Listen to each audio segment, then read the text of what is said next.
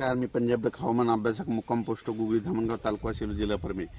सर्व शेतकऱ्याला सांगितलं की राज्यामध्ये रात्रीपासूनच पावसाला सुरुवात होणार आहे. म्हणजे आजपासून राज्यामध्ये पाऊस वाढणार आहे.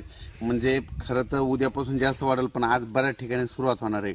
म्हणजे 19 जुलै, 19, 20, 21, 22, 23 जुलै दरम्यान राज्यात पुन्हा पावसाचा जोर वाढणार आहे.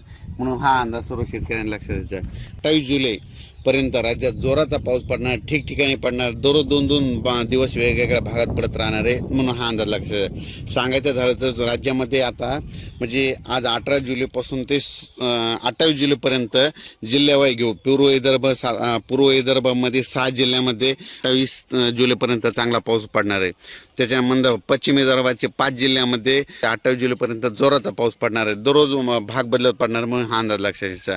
त्याच्यानंतर मराठवाड्यामध्ये देखील हे म्हणजे आजपासूनच बऱ्याच ठिकाणी पावसाच होणार आहे.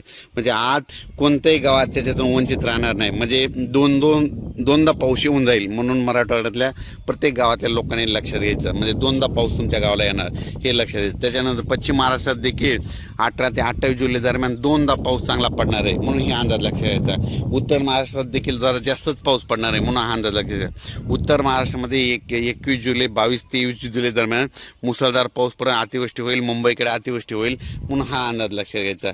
सांगायचं झालं तर राज्यामध्ये सर्वत्र 18 जुलै ते 28 जुलै दरम्यान सर्वत्र म्हणजे दररोज वेगवेगळ्या भागात पाऊस पडणार, प्रत्येक गावामध्ये पाऊस 2दा येऊन जाणार आहे, म्हणून हा अंदाज लक्षात घ्यायचा. अचानक वातावरण बदल झाला तर परत एक मेसेज दिला जाईल.